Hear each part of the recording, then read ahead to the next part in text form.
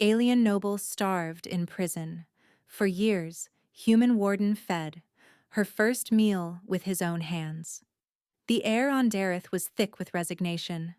Marcus, once a promising officer in the United Alliance, now found himself overseeing the most forgotten penal outpost in the sector.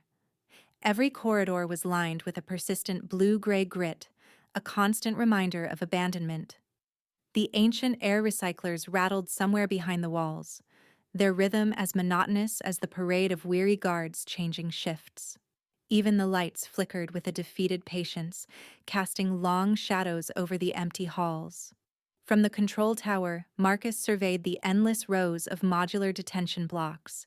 Each block was identical, harsh lines softened only by layers of dust, the windows clouded from years of neglect. He leaned forward, squinting at the feeds, half listening to the sterile voice of the station's AI as it droned through its daily checklist. "All systems stable," it announced, the words bouncing off the metal console and dying in the silence. Marcus barely acknowledged it, his attention fixed elsewhere. Sector 5, Cell 09. There, the security feed showed a single figure. Subject Vera, sealed under maximum clearance. She sat perfectly still, almost as if she were carved from blue crystal. A gentle radiance pulsed from her skin, illuminating the darkness around her. Her form was slight, wrapped in a thin silver shift that did nothing to hide the fragility of her frame. She looked impossibly delicate, almost spectral. Her hands rested on her knees, palms upward, as if in silent prayer. Strands of rose-pink hair spilled over her shoulders, catching the light in soft halos. Intricate, glowing patterns, like the runes of some ancient language, traced her arms and cheeks, shifting with the slow cadence of her breath. Rellen's last words echoed through Marcus's mind. Never interfere with Vera. Orders from the highest level. He had repeated them like a mantra before departing, leaving behind only what was necessary to keep the place running, barely. Marcus had inherited a station running on inertia and secrets. Still, he could not look away from the feed. Something in the way she sat, so dignified, so unyielding, sparked the last embers of his once sharp instincts. He keyed in a command, requesting the subject's file. The system resisted, flickering a warning, but Marcus's credentials as Warden forced a partial unlock. He scrolled through the summary, his frown deepening. Vera, species Lissari. Vital signs, dangerously low. The medical notes listed a hunger strike, but the readings showed something else. This wasn't a protest. It was a slow, calculated execution. The Alliance's solution to a problem too difficult to solve by ordinary means. He slammed the file shut, anger prickling at the edges of his composure. The outpost was a place to bury mistakes, not to fix them. But leaving her to die quietly in the dark? He would not be complicit. Determined, Marcus made his way through the maze of corridors to Sector 5. He moved past the guards with a curt nod, dismissing their wary glances. "I'll see to this myself," he ordered. They hesitated, but his tone brooked no argument. The security door hissed open, revealing the cell beyond. Inside, the atmosphere shifted, thick with a strange, almost floral scent. Vera stood in the center, as if she had sensed his arrival long before the door opened. Up close, her presence was arresting. Her skin shimmered a soft cerulean, almost translucent, and her eyes glowed with a steady inner light that seemed to see through him. The patterns on her skin pulsed gently, tracing along her cheeks and arms in mesmerizing loops. A hovering translator orb drifted between them, its surface flickering with data. Unit 442 Communication Facilitator, it announced in a crisp monotone. Marcus cleared his throat. "I'm Marcus Vale, the new Warden." The orb rotated, its lens focusing on Vera. Her lips pressed into a line, refusing to meet his gaze. Lady Ceres of the Lissari sovereignty declines to speak with another Alliance jailer. The orb relayed, its voice now laced with her melodic cadence. He paused, the title striking him with unexpected force. Lady Ceres, he repeated. Your royalty? The realization crashed into him. She was no ordinary prisoner, but a noble, one whose fate could ignite a war. He drew a careful breath. I'm not here to interrogate you.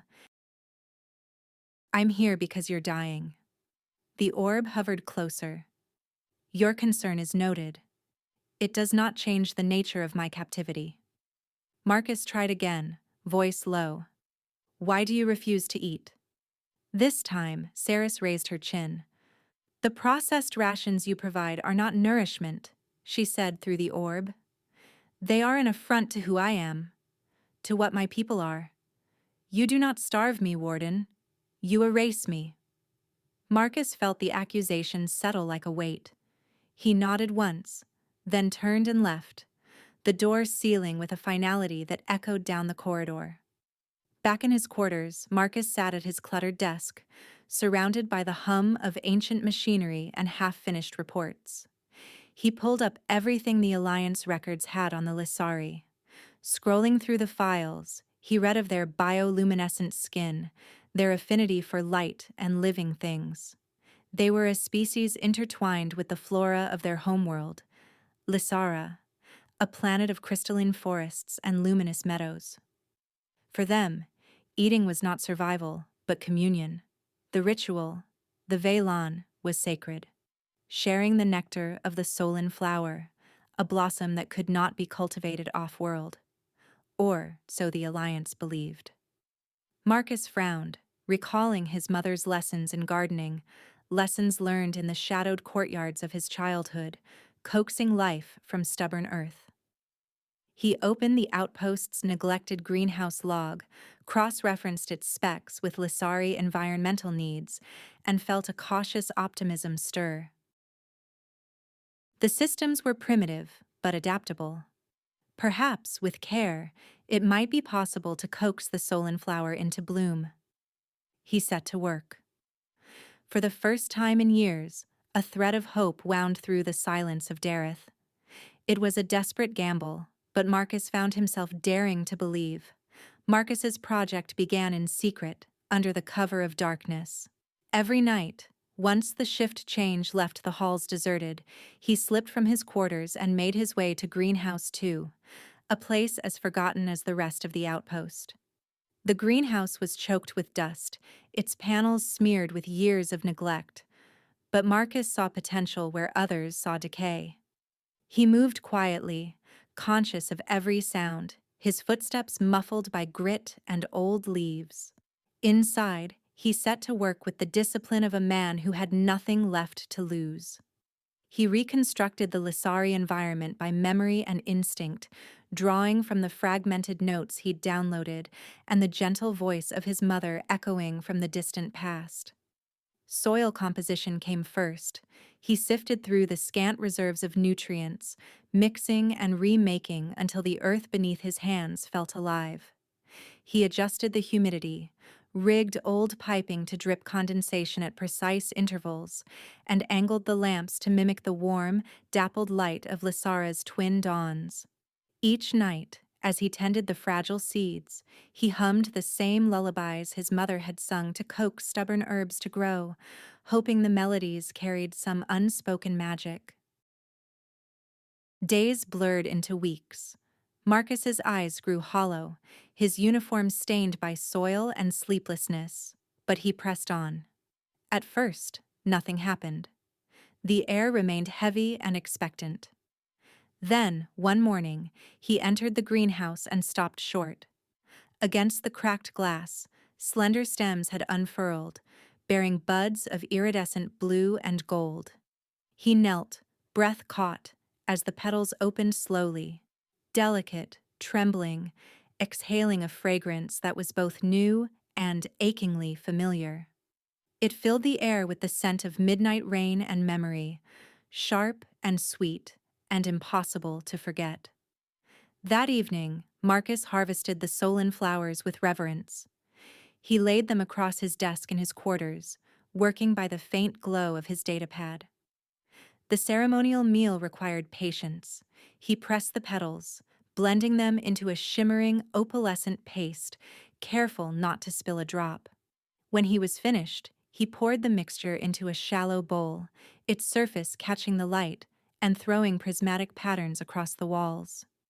Carrying the bowl, Marcus navigated the silent corridors to Sector 5. He met the guards at the entrance with a steely gaze. "I will take this alone," he said. They hesitated, shifting nervously, but his authority was absolute. He keyed in the override, and the door to Ceres's cell slid open with a hiss. Inside, the atmosphere felt even heavier than before. Ceres sat as she always had, though now her posture sagged, her hands trembling in her lap. Her skin was duller, her rose-pink hair tangled and limp, but her eyes, those luminous, unbroken eyes, still burned with stubborn fire. She looked up as Marcus entered, the translator orb hovering to life between them. "You again," it relayed in her crystalline voice, tinged with exhaustion. Marcus knelt before her, setting the bowl on the floor. "I brought you something," he said, voice gentle. "Not rations, not an affront. This is for you, Lady Ceres." She stared at the bowl, suspicion flickering across her features, then something softer. Doubt, hope, a fragile yearning that made Marcus's heart ache. "What is this?" she asked, her own words emerging faint and raw. He pushed the bowl closer. "Solon," he said, "I grew it for you. It's for the Valen, isn't it?" Ceres's breath caught. Her hands hovered over the bowl, uncertain. "You cannot know what this means," she whispered through the orb, voice trembling. "Let me help you," Marcus said quietly. "Please." She reached out, fingers shaking, but she was too weak to lift the bowl. Marcus hesitated, then scooped a small amount of the shimmering paste with his fingers and offered it to her lips. Her eyes widened in disbelief. Then, slowly, she parted her lips, allowing him to feed her. The moment his skin brushed hers, a jolt passed through both of them. Silent, electric, a flash of something ancient and immense. Light flared from her skin, the patterns along her arms igniting in a storm of color. The air trembled with energy. Alarms erupted throughout the facility, shrill and panicked, echoing in every corridor. Ceres's eyes locked onto his, and for an instant, her voice, clear, melodic, and impossibly close, rang in Marcus's mind. "You have chosen me," he gasped, staggered by the force of the connection. The bond was immediate, overwhelming. Her gratitude flooded him, her relief, the deep ache of loneliness giving way to a sudden, fierce sense of belonging. He saw flashes of her memories, sun-drenched forests, laughter under luminous trees, the face of a sister lost to war. He felt her hopes, her fear, her trust in him blooming like the soul in itself. The alarms screamed breach, their red light strobing across the cell. At the same time, Ceres transformed before his eyes. Strength returned to her limbs, her posture straightened, the glow in her skin intensifying until she looked radiant and untouchable. Every line of weakness burned away. The intricate patterns on her cheeks pulsed brighter, and her eyes became stars. Marcus's earpiece crackled to life with the cold, mechanical voice of the command center. "Warden Vale, you are relieved of duty. Proceed to Central Holding for investigation. Non-compliance will result in immediate force." He knew what that meant. A death sentence, executed quietly. But the AI's voice faltered as another symbol flashed across the security screens. A Lissari fleet sigil, unmistakable in its complexity and beauty. The display scrolled new words. Valon confirmed. Consort signature verified. Royal ship inbound. Marcus's heart pounded. He turned to Ceres, urgency sharp in his voice. "We have to leave now." She stood, her strength fully restored, power shimmering along her arms. "I can disable the cell systems," she said, her tone now clear and resonant, echoing without need of the orb. Panels in the wall sparked and went dark. Locks disengaged with a shudder, the doors sliding open to the echo of distant boots. Together, they darted into the corridor, Ceres's energy weaving through the security grids, shorting out cameras and sensors as they passed. The halls flashed red with alarm, but the guards who responded found only confusion. Hallucinations of empty corridors, misdirected orders, doors that locked and unlocked without pattern. In the maze of maintenance corridors, Marcus led the way, guiding Ceres through passages known only to those who had spent years wandering the outpost's forgotten bones. At every junction, she extended her senses, sending ripples of psychic interference through the prison systems. Control room feeds filled with static, and the pursuit parties scrambled uselessly, chasing phantoms. They ducked into a cramped storage bay, its door sliding shut behind them. Marcus leaned against the wall, chest heaving, adrenaline burning in his veins. Ceres knelt beside him, her presence a living flame. She pressed her palm against the metal, and a shimmer of blue light cloaked them both, masking their signatures from the facility's sensors. For a moment, the world shrank to the narrow circle of light between them. The bond, still raw, still thrumming with the aftershocks of the Velan, drew them close. Marcus felt her thoughts brush against his own, soft as petals, wild as lightning. He saw himself reflected in her mind, a man not of duty, but of desperate hope. Ceres's eyes searched his, luminous with gratitude and something deeper, more uncertain. "You risked everything," she murmured, her voice now unmediated by the orb, gentle and sincere. Marcus swallowed, words tangled behind his teeth. "I couldn't let you die," he said simply. "Not like that."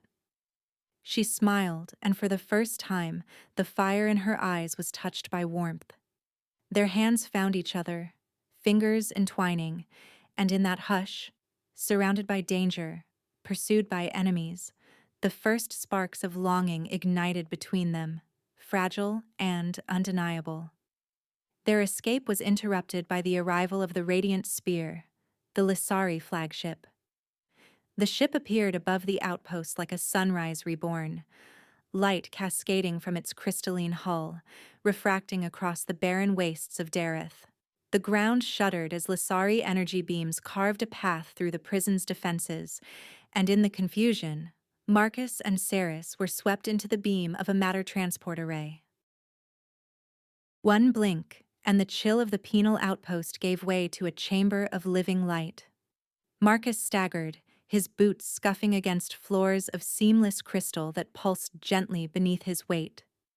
Bioluminescent vines twisted up pillars of translucent stone, casting shifting patterns across the air. The ceiling arched high above, alive with drifting orbs of blue and gold. Every surface glimmered with a serene, otherworldly grace.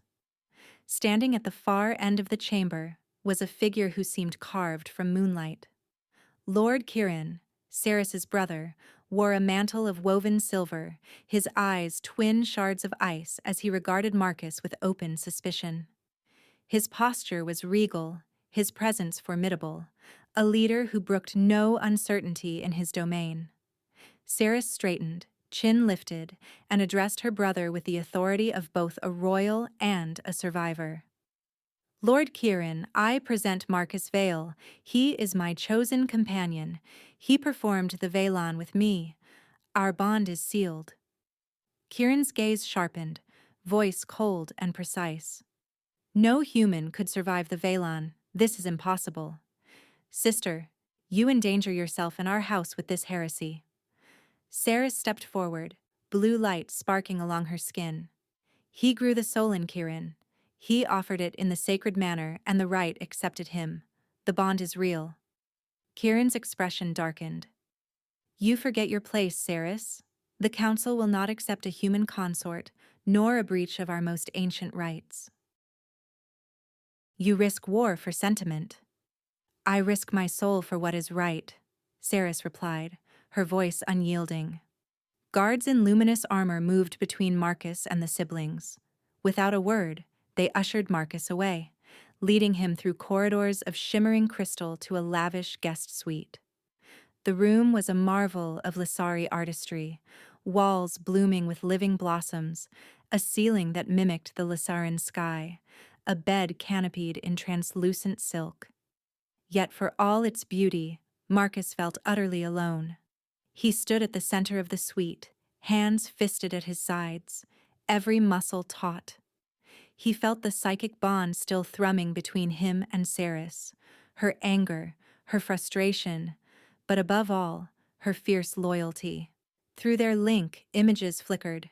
Saris in another chamber, her voice raised, Kieran's face stormy, the council's sigils burning cold overhead. He paced restlessly, the silence of the room pressing in. Outside, Lissari attendants moved with graceful efficiency, eyes averted but curiosity shining in their auras. Marcus sensed the gulf between himself and this world, an outsider, a trespasser on sacred ground. Time moved strangely in the radiant halls. Eventually, the door whispered open, and Sarah slipped inside. She wore a simple gown of blue and silver, her hair loose and glowing softly in the chamber's light. The tension in Marcus's chest eased at the sight of her. The attendants bowed and retreated at a word from Ceres, leaving them alone. She crossed the room in silence and placed her hand gently over his heart. Warmth radiated from her touch, gratitude and affection flowing through the bond. When you shared the Solon, she whispered, voice trembling with emotion, I tasted your spirit, Marcus. You are more than they know. He covered her hand with his, the need for words dissolving. The room was silent but for their breathing, their hearts beating in sync. Saris tilted her face up, her eyes shining. Their lips met, gentle, deep, a promise of trust and new beginnings. The bond between them flared, radiant and undeniable, wrapping them in a cocoon of light and possibility. The moment broke as Lissari chimes sounded from the corridor. Arrival at Lissara. The flagship descended through veils of living mist, crystalline towers rising from forests of luminous trees. The world outside the porthole was unlike anything Marcus had ever seen. Forests glowed with soft bioluminescence, rivers of light snaked between crystalline spires, and in the air, petals of floating flowers drifted on unseen currents. The docking bay swelled with the hum of anticipation as Marcus was escorted from the ship. He wore only his plain Alliance uniform, boots still dusted with Dareth's grit. Saris walked beside him, her presence both shield and beacon. They entered the Lissari Council Hall, a soaring space where delegates in radiant cloaks stood in a circle, their faces hidden by veils of shifting light. Marcus was positioned at the center, every eye upon him, the weight of 100 minds pressing in. Lord Kieran addressed the assembly first, his voice ringing with cold authority. This human stands before us as a curiosity and a threat. He has violated our traditions, performed the Velon without sanction, and endangered our future for a fleeting attachment. The Lissari sovereignty cannot condone this. Sarah stepped forward, her posture regal, her voice unwavering. My lords and ladies, you know what the Alliance has done. They starved me, tried to erase my spirit by denying the heart of our being. Marcus Vale broke their laws to restore me. He grew the Solon. Here. She pressed her palm to her heart, light blooming beneath her skin. He risked his life for mine. Our bond is not a violation. It is a reminder of who we are. The council chamber filled with a subtle radiance, the connection between Ceres and Marcus becoming visible to all, threads of blue and gold energy arcing gently between them, a living testament to the Valen. Lord Kieran's voice cut through the hush. You claim compassion, sister, but you undermine our law. How can a human understand our rights, our pain? Marcus felt the pressure of the council's judgment, his mouth dry, but he stepped forward. I'm not a diplomat, he said, his voice rough with sincerity. I was a gardener's son on Earth. I learned to tend the earth, to coax life from barren soil. I never wanted war, or power, or to be anyone's enemy. He met Kieran's gaze. When I found Ceres, I saw what the Alliance was doing. I couldn't let her die. I didn't use machines or chemicals to grow the soul in. I sang to the seeds. I cared for them, every night, because I believed it mattered. That's what my mother taught me. Sometimes you heal the world one flower at a time. The council chamber was utterly silent. The Lissari delegates stared at Marcus, their veils flickering with shifting colors. Surprise, confusion, awe. Sarah stood at his side, her light merging with his, the bond between them shining with a gentle, undeniable power. In that moment, the Lissari saw something precious reflected in the human who stood before them. A capacity for hope, for healing, for compassion that transcended all boundaries. Before a decision could be made, the sky above Lissara cracked open with the roar of invasion. Alliance warships tore through the clouds, their hulls ablaze with blue fire, streaking above the crystalline towers. From the council chamber's broad windows, Marcus watched lines of ships descend in perfect formation, beams of energy lancing downward. In a heartbeat, peace shattered into chaos. The capital city erupted. Sirens blared, their mournful song rising over the city's songbirds. Lissari civilians poured into the streets, their bioluminescent robes flashing urgent warnings. The council hall convulsed with alarm, delegates scattered, veils streaming behind them.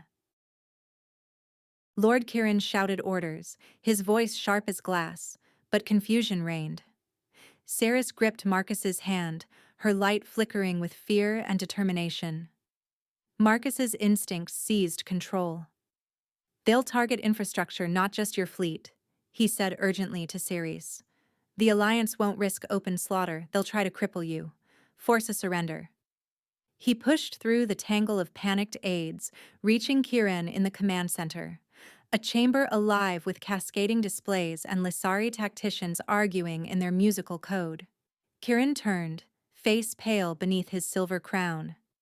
The fleet's in the upper atmosphere, but the relays... They're striking your energy relays, not your fleet, Marcus said, his voice cutting through the tumult. You have to defend the northern grid. If they take it, the city's defenses go down. Kieran hesitated, pride and duty warring behind his eyes. That leaves our western flank vulnerable. Sarah stepped forward, her presence radiant. Marcus is right. The Alliance knows your patterns. Trust him. The tension broke. Kieran nodded, barking new orders. Redirect shields to the northern grid. Ground teams, mobilize to relay stations. All wings, defensive formation. Screens flickered with urgent data, maps of the city, the Alliance ships' trajectories, the pulsing lifeblood of Lissara's grid. Marcus moved among the Lissari tacticians, translating human tactics into their fluid logic. He showed them how to mask the city's power nodes, to fake weaknesses, and lure the enemy into traps. When the Alliance landed troops at the western flank, Lissari decoys were ready, scattering the attackers with blinding waves of bioluminescent light. Kieran watched Marcus, surprise giving way to respect. Each time the Alliance shifted strategy, Marcus anticipated their move. Rotate shield harmonics every 2 minutes, he advised. They're scanning for static frequencies. Kieran relayed the orders without hesitation. The Lissari city's living architecture responded. Crystalline towers bending and flexing, channeling Ceres's psychic strength through every glowing corridor. Ceres was everywhere at once. Her voice projected through the city, calming frightened citizens, inspiring the defenders. Her bond with Marcus pulsed through her, amplifying her powers. The city's very heart responded to her will, the lights flickering in unison with her commands. The battle raged for hours. Marcus's unconventional strategies, using the city's gardens as hidden staging grounds, deploying Lysari illusions to disorient enemy pilots, exploiting every blind spot in Alliance doctrine, kept the defenders one step ahead. The tide shifted, hope kindling in the eyes of the Lysari. As night fell, the capital glowed beneath the storm of battle. Marcus and Ceres slipped away from the command center, finding refuge in a quiet alcove overlooking the city's gardens. Through the crystal windows, the sky blazed with the remnants of the conflict, Alliance ships spiraling in retreat, Lysari lights undimmed. Ceres pressed close, her energy spent, but her spirit unbroken. She rested her head on Marcus's shoulder, her fingers twining with his. "Tomorrow, everything could change," she whispered, her voice small against the thunder outside. He drew her closer, anchoring himself in the warmth of her touch. "We'll face it together," he promised. "I won't leave your side, not ever." She turned, her eyes luminous in the dim light. "You were the hope I never dared to wish for, Marcus." Their kiss was soft, slow, a union of hope and love amidst the storm. For a moment, nothing existed but their bond, fierce and steady against the world's violence. Dawn broke over Lysara with quiet majesty. The sky, once scarred by fire and metal, was clear. The Alliance fleet had been routed, their warships fleeing the planet's embrace. Lysara's crystalline towers shone unharmed, their living roots pulsing with new energy. Throughout the capital, citizens emerged, blinking in disbelief at their survival. Word spread quickly.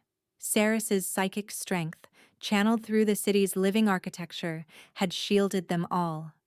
The Alliance was defeated, their crimes revealed to the galaxy by Lysari broadcasts.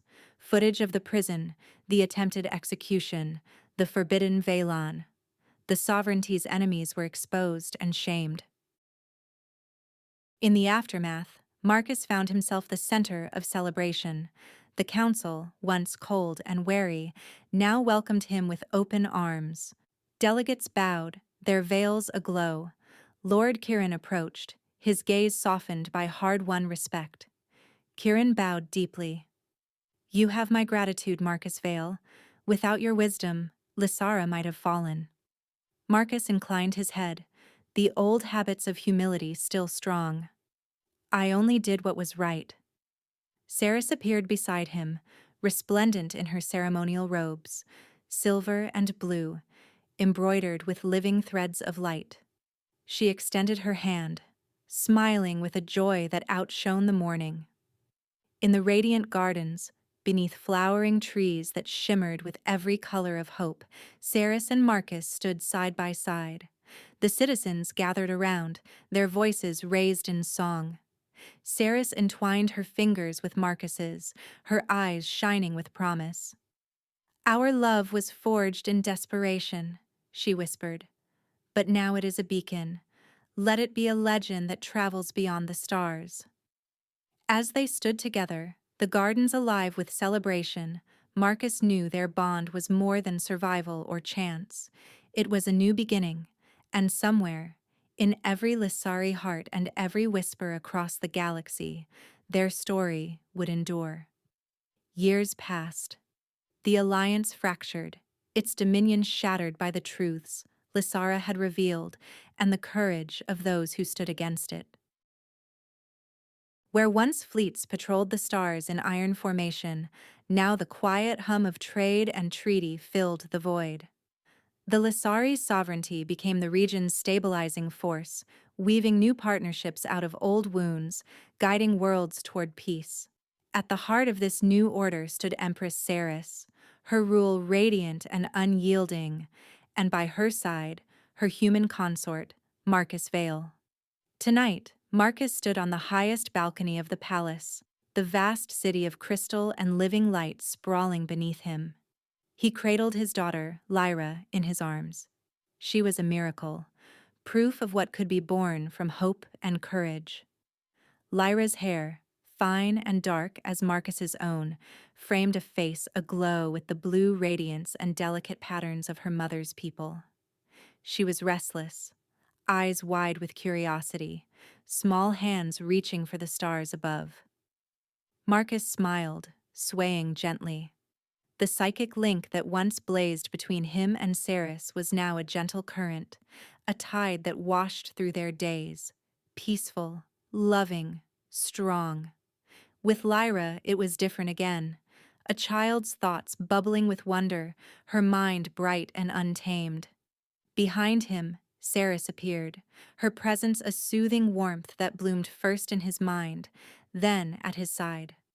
She wrapped her arm around Marcus's waist, leaning in to kiss Lyra's brow. "She's curious tonight," Ceres murmured, and in her mind Marcus felt the sweet lull of a psychic melody, soft notes weaving calm through their daughter's thoughts.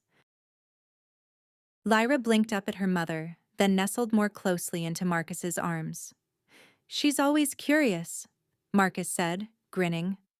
"Like someone else I know." Ceres laughed softly, brushing her fingers across Lyra's hair.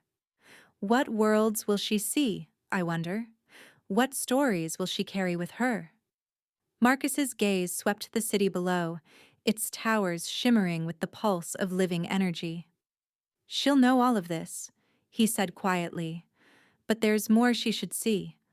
I want her to know the land my family comes from, too." Ceres's eyes lifted, meeting his in the starlight.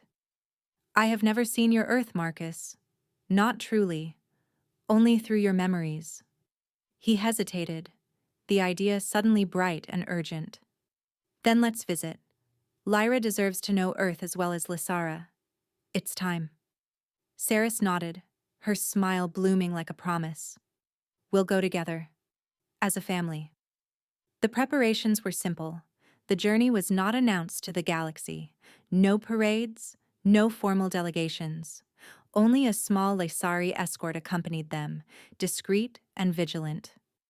The radiant spear, now a ship of peace, carried them across the stars, touching down on a gentle hillside far from the noise of cities and the reach of politics. Earth was nothing like Lysara.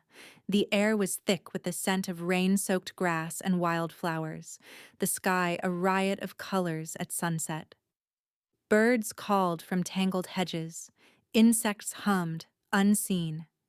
Everywhere was movement and chaos, the land untamed, brilliant in its disorder. Ceres stepped out first, Lyra's hand in hers, and turned a slow circle, her breath catching at the wildness all around her. The Lysari guards fanned out, uneasy, their armor glinting as they scanned the horizon. But Ceres was enchanted.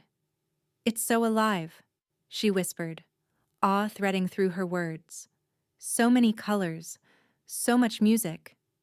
Marcus joined her, slipping his arm around her shoulders. "It's chaotic, but it's home." Together they walked the old road to the family homestead, Lyra skipping ahead to chase butterflies. The farmhouse stood as it always had, weathered and sturdy, with paint peeling on the porch and the smell of apples drifting from the orchard. Marcus's memories pressed close. Laughter in the kitchen, the creak of floorboards, his mother's hands in the soil. Ceres wandered through the rooms, touching the faded wallpaper, the old wooden banisters, the stacks of books and photographs. "This is where you grew up," she said softly, a smile in her voice. Marcus nodded, his heart full. "Every scar, every hope. This is where I learned to tend things that needed care." Outside, beneath the boughs of apple trees heavy with fruit, they spread a picnic blanket. The Lysari guards kept their distance, standing awkwardly beneath the trees, but Ceres was radiant, her gown a cascade of shimmering light among the shadows. Marcus sliced apples with a pocket knife dulled by years of use. He handed a piece to Lyra, who took it with solemn delight. She bit in, and her face lit up, wonder blossoming through their bond. "It's sweet," she cried. "Mama, taste." Saris accepted the next slice, her lips curving in anticipation. She bit in, savoring the bright, simple flavor, tart and wild, nothing like the careful fruits of Lysara. "It's perfect," she murmured, her voice thick with emotion. Marcus leaned close, feeding her another piece, this time with a playful smile. "Reminds me of a certain flower," he teased, "only much less trouble to grow." She laughed, the sound ringing clear through the orchard. "You're incorrigible, Marcus Vale." Their daughter giggled, reaching for more. Marcus let Lyra feed him, and the three of them tumbled together beneath the trees, the golden light wrapping them in a memory that would last forever. Later, as dusk painted the world in lavender and gold, Saris reclined on the blanket, Lyra nestled between them. "I think she likes your earth," Saris said, her voice soft and content. "Not as much as I love you both," Marcus replied, drawing them close. Their love was tangible in the golden light, woven through every glance, every touch, every quiet word. Marcus fed Saris another slice of apple, a gentle, playful reminder of that first connection in a prison cell so many years ago, when hope had seemed impossible. Now, hope was all around them, rooted in the earth, blooming in their hearts, and shining in their daughter's eyes. The sun dipped below the horizon, painting the sky in hues of violet and gold. The day's heat softened into a gentle, lingering warmth that wrapped the orchard in stillness. In the dappled shade of the old apple trees, Lyra slept, curled on her side between her parents, her dreams a peaceful tangle of starlight and song. Marcus and Saris sat close, their hands entwined, fingers linked as if afraid to ever let go. Neither spoke. Words felt unnecessary, even intrusive, in the hush that had settled over the world. The only sounds were the evening's chorus, the distant drone of insects, the rustle of a bird shifting on its perch, the low, contented sigh Lyra made in her sleep. Marcus leaned back against the tree trunk, his arm around Saris's shoulders, feeling the slow, steady rise and fall of her breath, her presence glowing quietly in his mind. They had traveled so far, from the cold silence of a prison cell on a forgotten world to this small, perfect circle of light and family. Each moment, each choice, had built a bridge between galaxies. Now, as the first stars emerged overhead, that journey felt impossibly vast and yet as intimate as the heartbeat beneath Marcus's palm. Saris gazed at the horizon, the last rays of sunlight gilding her hair and etching the delicate Lysari patterns on her skin in gold and sapphire. She let her thoughts drift, unguarded, and Marcus sensed them. Memories not of grandeur or loss, but of small, fragile joys. The laughter echoing in the halls of Lysara's palace, the rallying cry that had carried through war and fear, the quiet strength of Earth, holding them safe now. "I never imagined this," she whispered, her voice low and threaded with wonder. "I have seen so much, beauty and terror, hope and despair. Lysara in its splendor, the chaos of battle, the council's judgment. But here, I think I understand you fully for the first time." Marcus turned to her, brushing a stray lock of hair from her cheek. "What do you see?" he asked, his words soft, inviting. Saris traced the line of his jaw, her thumb lingering at the corner of his mouth. "I see a man shaped by patience, by kindness, someone who tends to what is wounded until it blooms again. You changed me, Marcus. You changed the fate of worlds." He smiled, a warmth deep in his chest. "I only did what I could. I never wanted to be a hero." She shook her head, smiling back. "That's why you are one." They sat in silence for a time, watching as darkness crept across the hills, and the orchard became a realm of shadows and silver light. Lyra stirred, murmured in her sleep, and Ceres reached down, brushing her daughter's hair with infinite tenderness. Their bond, once a surge of psychic energy, was now a gentle current, a foundation that held them steady, no matter the world or the storm. Marcus remembered the beginning, the forbidden act of feeding an alien noble, the risk and defiance in that gesture. It had been an act of rebellion, but also of empathy. Everything that followed, escape, alliance, love, had grown from that one moment of courage. Now, their love was no longer a secret or a scandal. It was the cornerstone of a new era, a beacon for two peoples learning to trust again. "We built something no one thought possible," Marcus said, his voice awed. "A bridge between everything we were told could never meet." Ceres leaned into him, her head resting on his shoulder. "We proved that strength isn't found in force or in the cold logic of technology. It's in empathy, in resilience, in the courage to nurture what others would abandon." He looked down at her, the silver-blue patterns of her skin glowing faintly in the starlight. "You once told me the Lissari believe eating is sacred, a communion with life itself. I think loving you has been the same for me. It changed everything." Ceres's eyes shimmered, bright with feeling. "And you, Marcus Vale, taught me that to truly rule is to tend, not to command, to heal, not to conquer. We're not just leaders, we're gardeners of the future." As the stars emerged, first one, then a scatter, then 1,000 blazing pinpricks in the vastness, Marcus and Ceres knew, without speaking, that they were home. Not in any one place or on any one world, but in each other. In the daughter who slept beside them. In the life they had fought for. Piece by piece, word by word, against all odds. Lyra stirred and blinked sleepily at the sky. "Mama, Papa, look, the stars are awake." Ceres smiled, her hand caressing her daughter's cheek. "They're watching over us, little one, just as we watch over you."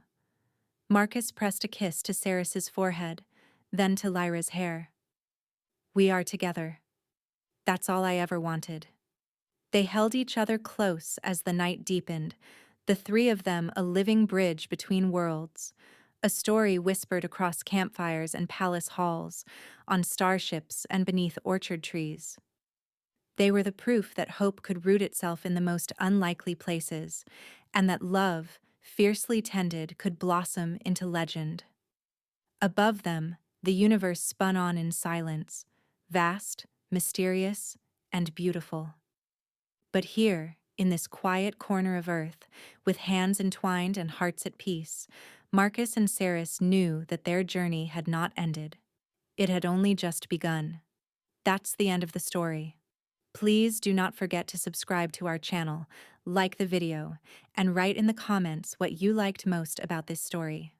Our team will be very grateful to you. You can find even more fascinating stories on our channel. See you in the next video.